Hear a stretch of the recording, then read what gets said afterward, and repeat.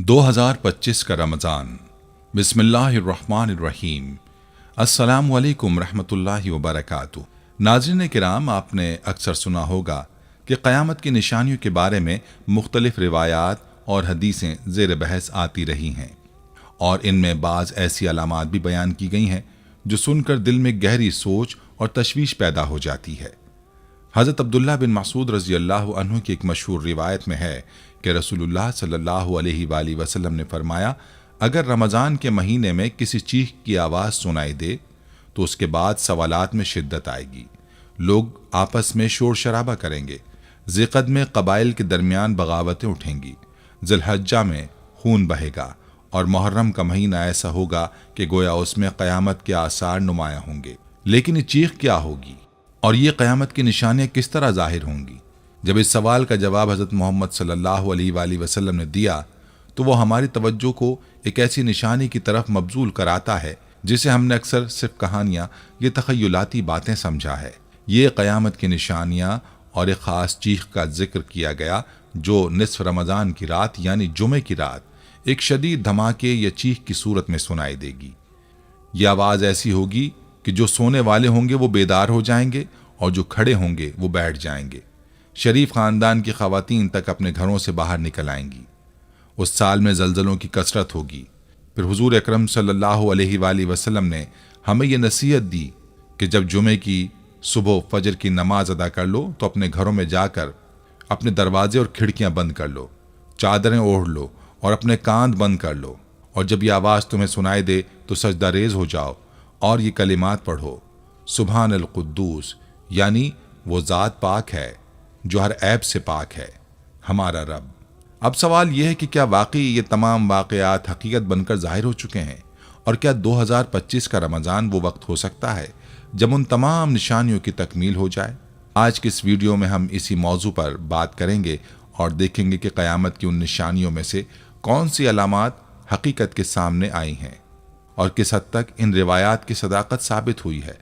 आपको इस वीडियो को आखिर तक देखना होगा ताकि आपको इस अहम और संजीदा मसले की मुकम्मल तफसीलात हासिल हो सकें और आप समझ सकें कि ये सब बातें किस हद तक हकीकत हैं और हम इनसे किस तरह आगाह हो सकते हैं। तो चलिए इस पर तफसील से गौर करते हैं और देखते हैं कि वो निशानियाँ जिनकी पेशगोई की गई थी उनका ताल्लुक हमारे मौजूदा हालात से है। क्या ये वो वक्त है जब हम उन निशानियों को अपनी आँखों से देखेंगे?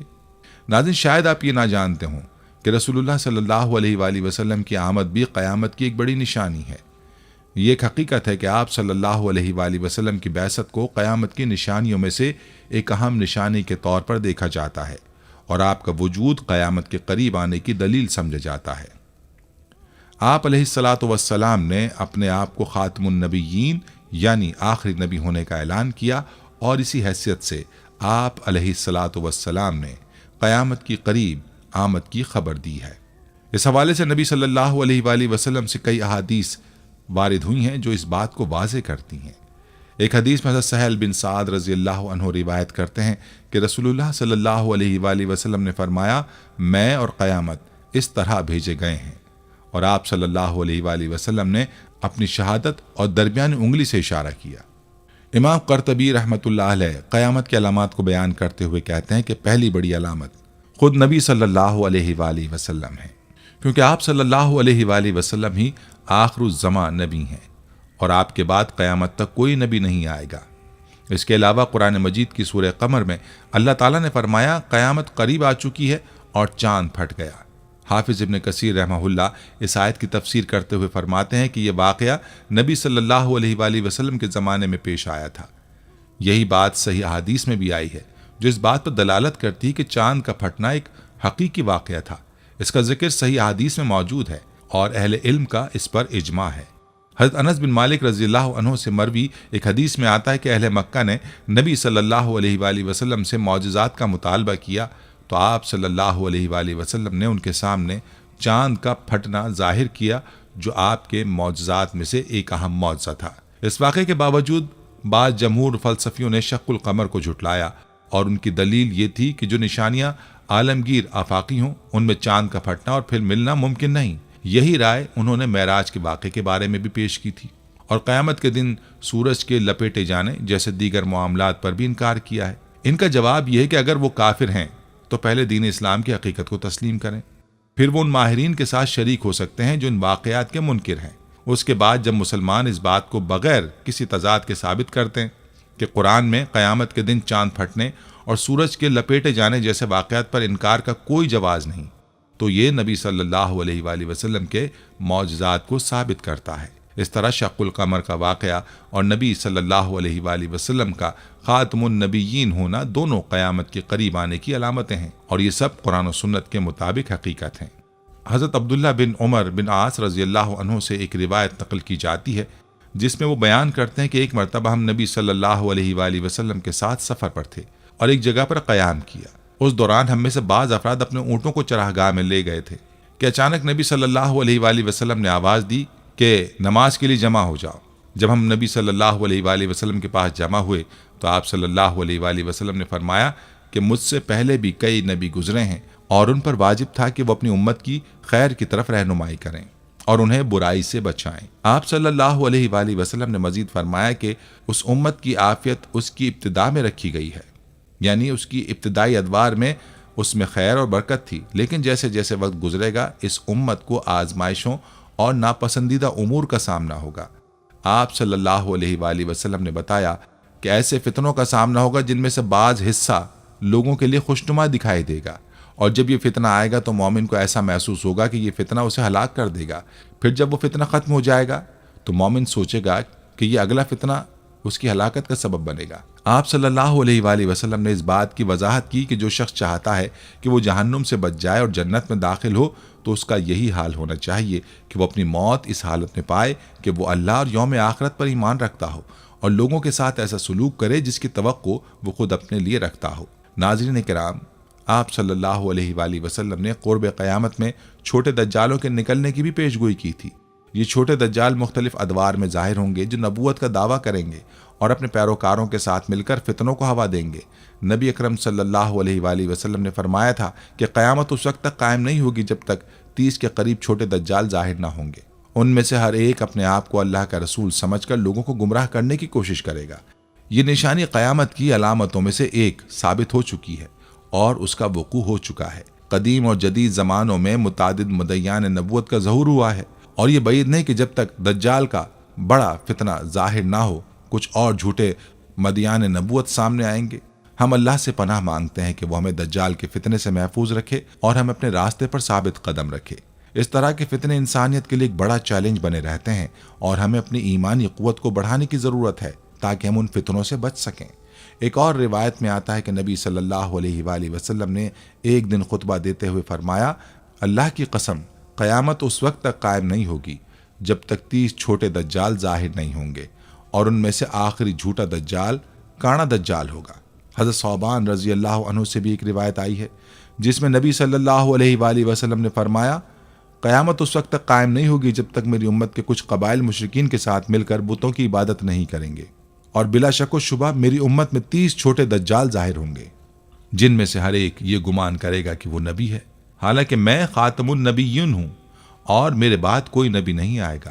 یہ پیش گوئیاں نبی صلی اللہ علیہ وآلہ وسلم نے اپنی حیات میں ہی کی تھیں، اور ان جھوٹے مدعیان نبوت میں سے کئی نے اس دور میں اور بعد میں مختلف مقامات پر نبوت کا دعویٰ کیا۔ نبی آخر الزماں صلی اللہ علیہ وآلہ وسلم کی آخری حیات کے دوران بھی اس طرح کے جھوٹے نبیوں کا ظہور ہوا۔ ان میں سے ایک اہم جھوٹا نبی اسود انسی تھا جس نے یمن میں نبوت کا دعویٰ کیا۔ اسود انسی کا یہ دعویٰ اسلام میں پہلی بڑی ارتداد کی شکل میں سامنے آیا۔ اس کے بعد اس کی فوج نے یمن کے مختلف حصوں پر قبضہ کر لیا اور اس کے پیروکاروں کی تعداد میں اضافہ ہوا۔ جب نبی صلی اللہ علیہ وآلہ وسلم کو اس واقعے کا علم ہوا تو آپ نے یمن میں موجود مسلمانوں کی طرف پیغام بھیجا کہ دشمنوں کے سامنے کھڑے ہوں اور ان کے خلاف لڑائی کریں۔ مسلمانوں نے نبی صلی اللہ علیہ وآلہ وسلم کی ہدایت پر عمل کیا اور دشمن کا مقابلہ کیا۔ اسود انسی کی بیوی نے بھی اس کے خلاف بغاوت کی اور اس کی موت میں اہم کردار ادا کیا۔ اسود انسی کے قتل کے بعد اسلام کو ایک بڑی کامیابی حاصل ہوئی اور مسلمانوں نے نبی علیہ الصلاۃ والسلام کو اس فتح کی خبر بھیجی۔ اسی دوران اس واقعے کی خبر آسمان سے بھی آئی اور نبی صلی اللہ علیہ وآلہ وسلم نے اپنے صحابہ کو اس کی اطلاع دی۔ اس جھوٹے نبی کی ظہور سے لے کر اس کے قتل تک تقریباً 3 مہینے کا عرصہ گزرا، اور بعض روایت کے مطابق یہ عرصہ 4 ماہ تک بھی ہو سکتا ہے۔ اس کے بعد اس طرح کے جھوٹے نبیوں میں سے ایک طلحہ بن حولد اسدی تھا، جس نے 9 ہجری میں بنو اسد کے وفد کے ذریعے نبوت کا دعویٰ کیا۔ اس پر حضرت زرار بن اوزور نے نظر رکھی، جو بنو اسد کے عامل تھے، اور انہوں نے اس جھوٹے نبی کے خلاف لوگوں کو اٹھ کھڑا ہونے کا حکم دیا۔ اس کے نتیجے میں طلحہ بن حولد کی قوت کمزور پڑ گئی اور اس پر تلوار چلانے کی ضرورت پیش آئی۔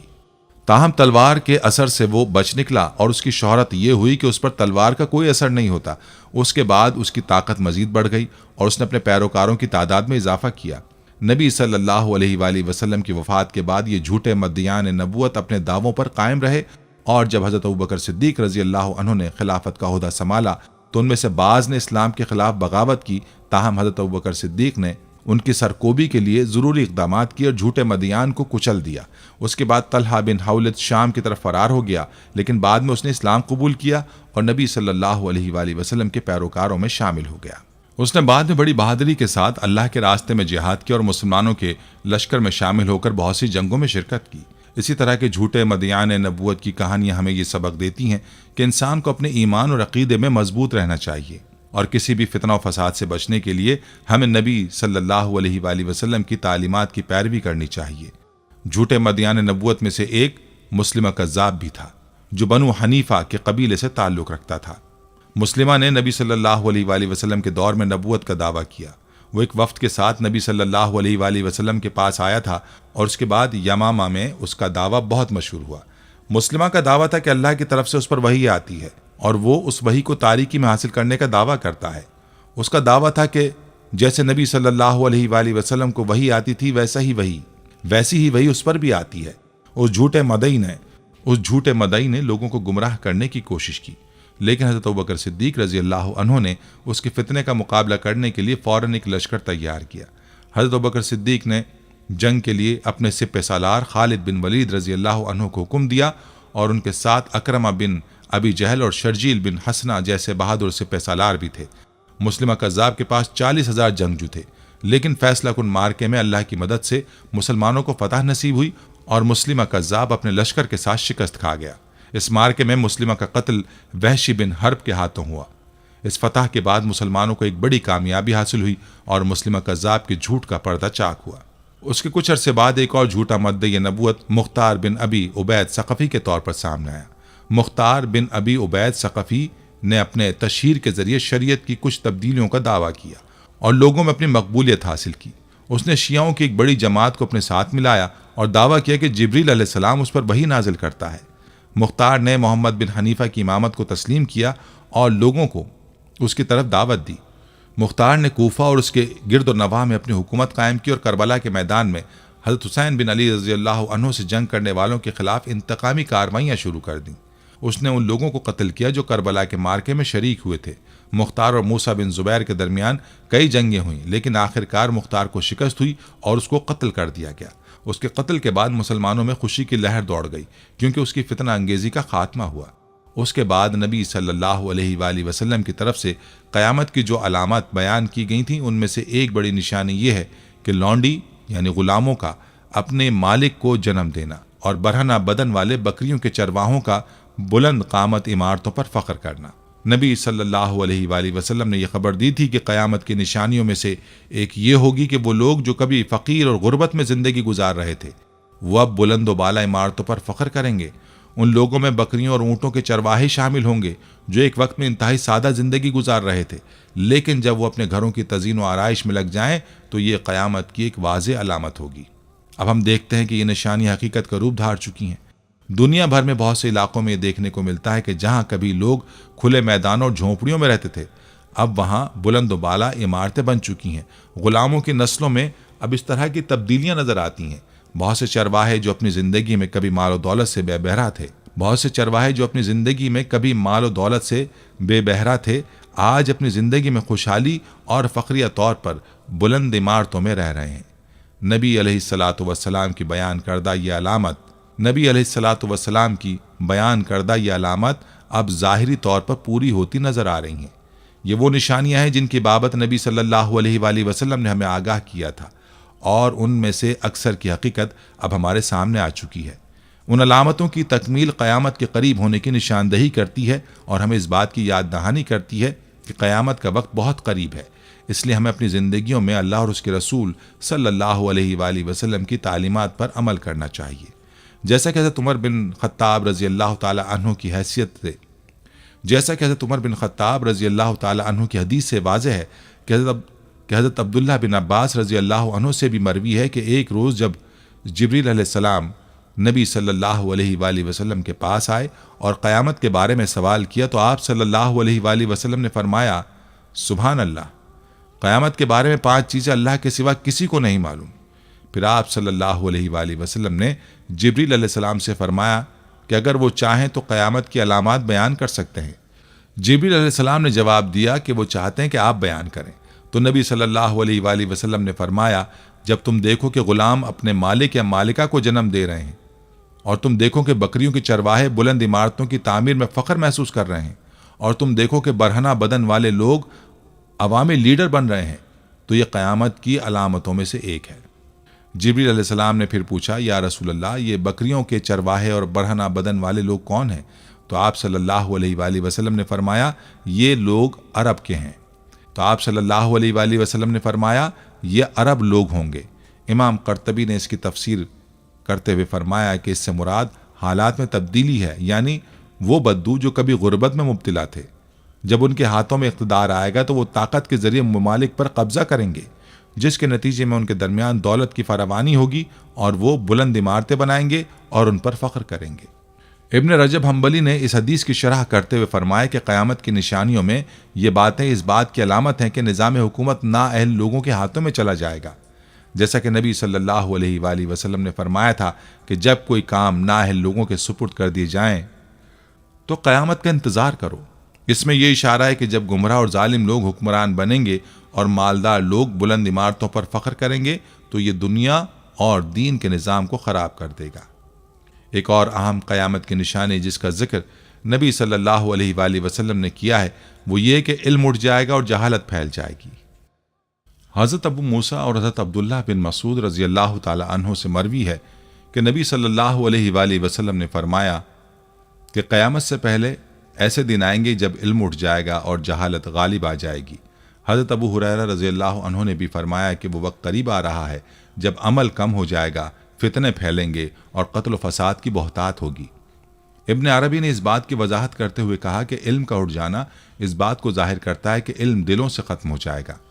حضرت ابو ہریرہ رضی اللہ تعالی عنہ کے حوالے سے اس بات کی بھی وضاحت کی گئی ہے کہ جب علماء کی موت کے بعد کوئی بھی شخص ان کا علم حاصل نہیں کرے گا تو علم ختم ہو جائے گا۔ بعض علماء کا کہنا ہے کہ علم کے اٹھ جانے سے مراد یہ ہے کہ لوگوں کی عمل کی حالت بدل جائے گی، یعنی وہ قرآن تو حفظ کریں گے لیکن اس پر عمل نہیں کریں گے۔ میرے خیال میں علم کے ختم ہونے کا مطلب یہ ہے کہ مختلف طریقوں سے علم کا نقصان ہوگا۔ ایک تو گناہوں کی وجہ سے، جس کی وجہ سے علم دلوں سے ختم ہو جائے گا۔ دوسرا، یہ لوگ قرآن کی تلاوت تو کریں گے لیکن اس پر عمل نہیں کریں گے۔ اور تیسرا یہ کہ علماء کی وفات کے بعد ان کے علم کا کوئی جانشین نہیں ہوگا۔ حافظ ابن حجر نے بھی اس بارے میں فرمایا کہ علم کے ختم ہونے کا مطلب یہ بھی ہو سکتا ہے کہ تمام دنیا کو نسیان، یادداشت کا ضیاع لاحق ہو جائے گا اور علماء کی موت کے بعد علم کا وجود ختم ہو جائے گا۔ حضرت عبداللہ بن عمر رضی اللہ تعالی عنہ سے مروی ہے کہ نبی صلی اللہ علیہ وآلہ وسلم نے فرمایا تھا کہ اللہ تعالیٰ علم کو اس طرح نہیں اٹھائے گا کہ وہ کسی جگہ سے محض غائب ہو جائے، بلکہ اللہ تعالیٰ علماء کو اٹھا لے گا۔ جب علماء دنیا سے اٹھ جائیں گے تو زمین پر کوئی بھی عالم باقی نہیں رہے گا اور لوگ جاہل حکمرانوں کو اپنا رہنما بنائیں گے اور وہ ان سے سوال کریں گے اور وہ بغیر علم کے جواب دیں گے، جس کی وجہ سے وہ خود بھی گمراہ ہوں گے اور دوسروں کو بھی گمراہ کر دیں گے۔ ناظرین، اس تمام گفتگو سے واضح ہے کہ قیامت کی نشانیوں میں سے علم کا اٹھ جانا، حکومتی نظام کا گمراہ افراد کے ہاتھوں میں آنا اہم علامت ہے۔ اس کا ظہور ہمیں اس بات کی یاد دہانی کراتا ہے کہ ہمیں اپنے علم کو مضبوط بنانے کی ضرورت ہے اور شریعت کی صحیح سمجھ کو اپنانا ضروری ہے تاکہ ہم ان فتنوں سے بچ سکیں جو قیامت کی علامت کے طور پر سامنے آئیں گے۔ امام ابو بحلی رحمۃ اللہ علیہ نے فرمایا کہ جب یہ آیت نازل ہوئی تو ہم میں سے زیادہ تر لوگ سوالات کرنے سے گریز کرتے تھے اور اس سے بچنے کی کوشش کرتے تھے۔ امام ابو بحلی نے اپنی ایک روایت میں ذکر کیا کہ ایک دفعہ ہمارے پاس ایک اعرابی آیا اور ہم نے اسے رشوت کے طور پر ایک چادر دی۔ जिसे उसने पगड़ी में बांध लिया। जब हमने गौर से देखा तो पगड़ी के दाएं तरफ लटकने वाले कपड़े का हाशिया भी नजर आया। फिर हमने उससे कहा कि वो नबी अकरम सल्लल्लाहु अलैहि वसल्लम से सवाल करे। चुनाचे वो आराबी नबी सल्लल्लाहु अलैहि वसल्लम की खिदमत में हाजिर हो गया और उसने सवाल किया, या रसूल अल्लाह, इल्म किस तरह उठ जाएगा, जबकि हम मसाइब का सामना कर रहे हैं और हम खुद भी सीखने की कोशिश करते हैं और अपने बच्चों और औरतों और खादिमों को भी सिखाते हैं। नबी सल्लल्लाहु अलैहि वसल्लम ने सर उठाते हुए फरमाया, तू कैसे गमगीन है? तुझे मालूम होना चाहिए कि यहूदियों और ईसाइयों के पास भी मसाइब थे, मगर उनके अंबिया जो इल्म लेकर आए थे उनमें उनका कोई हिस्सा नहीं था। खबरदार, इल्म का उठ जाना सिर्फ उलमा के उठ जाने से होगा। इमाम नववी रहमतुल्लाह अलैह इस हदीस की शरह करते हुए फरमाते हैं कि अब्दुल्लाह बिन उमर की गुज़िश्ता अहादीस में ये वाज़ेह हो गया है कि मुराद ये नहीं है कि हुफ़ाज़ के सीने में कुरान उठ जाएगा, से कुरान उठ जाएगा, बल्कि इससे मुराद ये है कि उलमा इस दुनिया से रुखसत हो जाएंगे। उसके बाद लोग अपना रहनुमा बनाएंगे जो इल्म से आरी होंगे और वो जहालत के साथ फैसले करेंगे। नतीजा वो खुद भी गुमराह होंगे और दूसरों को भी गुमराही में मुब्तला करेंगे। इब्न बताल रहमतुल्लाह अलैह ने इस हदीस के हवाले से कहा कि क़यामत की अलामात में जो कुछ जिक्र किया गया है वो आज के दौर में बिल्कुल हकीकत बन चुका है। हम देखते हैं कि इल्म में कमी आ चुकी है और जहालत का दौरा हो चुका है। लोगों के दिलों में बखीली बढ़ गई है, फितने आम हो गए हैं और कत्ल व गारत की तादाद में इजाफा हो चुका है। सैयदना अबू दरदा रज़ियल्लाहु अन्हु ने फरमाया, मुझे अफसोस है कि उलमा दुनिया से रुखसत हो रहे हैं और तुम्हारा जो इल्मी हाल है वो इस बात का गम्माज़ है कि तुम इल्म हासिल करने के लिए कोशिश नहीं करते। उनका कहना था कि इल्म उस वक्त तक लोगों के दिलों में बाकी रहता है जब तक उलमा मौजूद रहते हैं। जब वो चले जाएंगे तो इल्म भी चला जाएगा। ये बात आज हमारे दौर में पूरी तरह सच साबित हो रही है। इस वक्त इल्म सिर्फ चंद अफराद तक महदूद रह गया है और उस इल्म को हासिल करने की तड़प रखने वालों की तादाद कम होती जा रही है। यही वजह है कि जहालत की बढ़ती हुई लहर ने सोसाइटी को घेर लिया है और इल्म का फुकदान लोगों की जिंदगियों पर गहरे असरात मुरतब कर रहा है। इसी तरह जब क़यामत के करीब आने की अलामात पर बात की जाती है तो इस बारे में मुख्तलिफ आरा और रिवायात मौजूद हैं, जिनमें अहादीस भी बयान की जाती हैं जो इस बात की तरफ इशारा करती हैं कि इंसानों को इल्म के कम होने और फितने के बढ़ने की अलामात के बारे में आगाह किया गया है।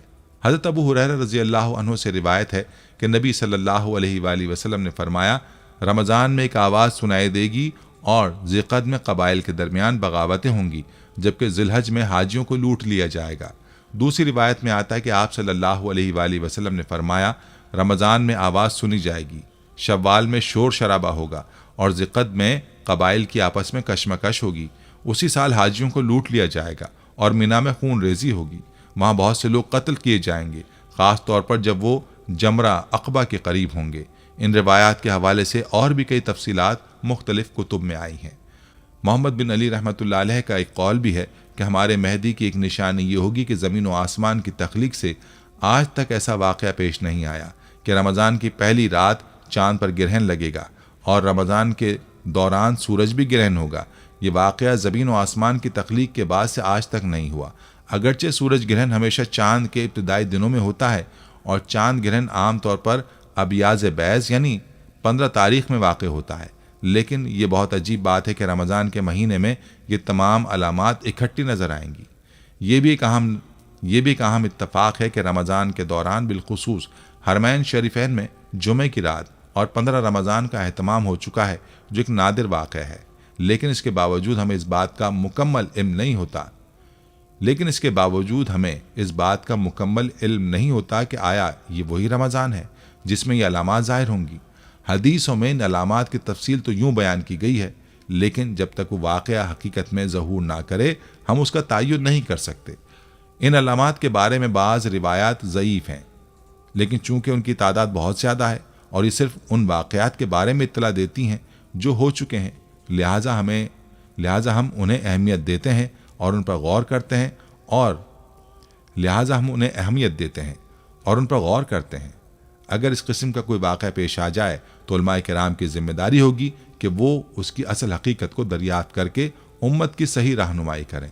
यकीनन अगर इन अलामात में से किसी की सदाकत साबित होती है तो वो रमज़ान हकीकतन दुनिया का आखिरी रमज़ान हो सकता है। ताहम कतई तौर पर नहीं कह सकते कि 2025 का रमज़ान वो रमज़ान होगा जिसमें ये अलामात ज़ाहिर होंगी। ہمارے خیال میں علماء کرام کو عوام کو ان علامات سے آگاہ کرنا چاہیے اور ان کی تشریح کرنی چاہیے تاکہ لوگ ان نشانیوں کے بارے میں جان سکیں اور تیار رہیں۔ اس کے علاوہ اگر ہم نبی صلی اللہ علیہ وآلہ وسلم کے دور کی نشانیوں پر نظر ڈالیں تو ہمیں معلوم ہوتا ہے کہ وہ زمانہ بھی قیامت کی نشانیوں میں سے ایک تھا۔ نبی صلی اللہ علیہ وآلہ وسلم آخری نبی ہیں اور اللہ تعالیٰ نے انسانوں کے لیے اپنی ہدایت مکمل کر دی ہے۔ وقت کے ساتھ ساتھ قیامت کی مختلف نشانیاں پوری ہو چکی ہیں اور آج ہم اس دنیا میں بے شمار فتنوں اور آزمائشوں کا سامنا کر رہے ہیں۔ ناظرین، اگر رمضان میں قیامت کی علامات میں سے چیخ والی حدیث کی کوئی صداقت ہے تو یہ حقیقت میں وہ رمضان ہوگا جو دنیا کا آخری رمضان ہوگا۔ اس لیے ہم حتمی طور پر یہ نہیں کہہ سکتے کہ 2025 کا رمضان وہی ہوگا جس میں یہ واقعات پیش آئیں گے۔ تاہم علماء کرام کو اس موضوع پر عوام کو آگاہ کرنا چاہیے تاکہ لوگ اس بارے میں سمجھ بوجھ حاصل کر سکیں۔ اس بات کی طرف بھی اشارہ کیا گیا ہے کہ قیامت کی ایک اور علامت یہ ہوگی کہ جانور انسانوں سے باتیں کریں گے۔ حضرت ابو ہریرہ رضی اللہ عنہ سے روایت ہے کہ نبی صلی اللہ علیہ وآلہ وسلم نے فرمایا، ایک شخص بنی اسرائیل کے بازار میں گائے کو ہانک رہا تھا۔ جب وہ اس پر سوار ہو گیا اور اسے مارا تو گائے نے کہا، ہم ان کاموں کے لیے پیدا نہیں ہوئے، ہم صرف کھیتی کے لیے پیدا ہوئے ہیں۔ لوگوں نے یہ منظر دیکھ کر حیرت کا اظہار کیا کہ گائے بھی باتیں کرتی ہے۔ قیامت کی نشانیاں اللہ کی طرف سے انسانوں کو ایک انتباہ اور یاد دہانی کے طور پر بیان کی گئی ہیں تاکہ ہم اپنی زندگیوں کو بہتر بنائیں اور اللہ کی رضا کی کوشش کریں۔ اس میں خاص طور پر وہ علامات شامل ہیں جو سماج میں فساد، برائی اور انحطاط کی طرف اشارہ کرتی ہیں۔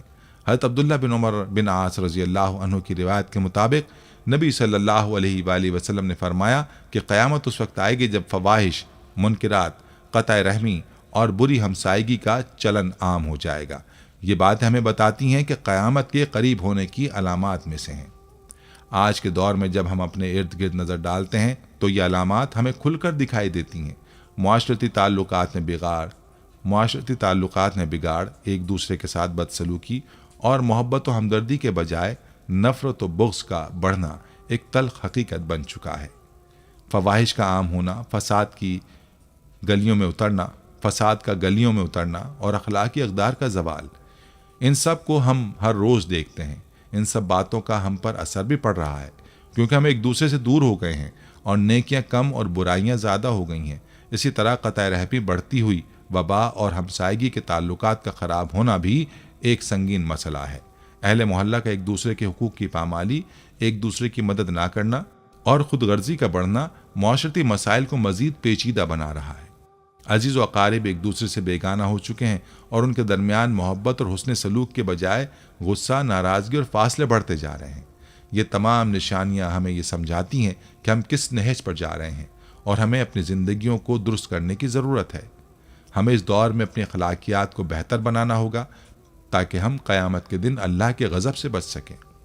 ہمیں اللہ کی رضا حاصل کرنے کی کوشش کرنی چاہیے، اپنی عبادات کی اصلاح کرنی چاہیے اور اپنے روابط کو بہتر بنانا چاہیے تاکہ ہم اپنی آخرت کی تیاری کر سکیں۔ یقیناً یہ وقت ہے کہ ہم اپنی زندگیوں پر غور کریں، اپنے گناہوں کی توبہ کریں اور اللہ سے اپنے دل کی صفائی کی دعا کریں تاکہ ہم ان فتنوں اور برائیوں سے بچ سکیں۔ ہمیں یہ یاد رکھنا چاہیے کہ اللہ کی رحمت اور معافی کا دروازہ ہمیشہ کھلا رہتا ہے، بشرط یہ کہ ہم سچے دل سے توبہ کریں اور اپنی زندگی کو اسلامی تعلیمات کے مطابق ڈھالیں۔ اللہ تعالی ہمیں ہدایت دے اور ہمیں اس فتنے کے دور میں ایمان کی مضبوطی عطا فرمائے تاکہ ہم قیامت کے دن کامیاب ہوں اور اللہ کی رضا کا سامان کر سکیں۔ آمین۔ ناظرین، یہ تھی ہماری آج کی ویڈیو۔ ہم امید کرتے ہیں کہ آپ کو ہماری آج کی یہ ویڈیو ضرور پسند آئی ہوگی۔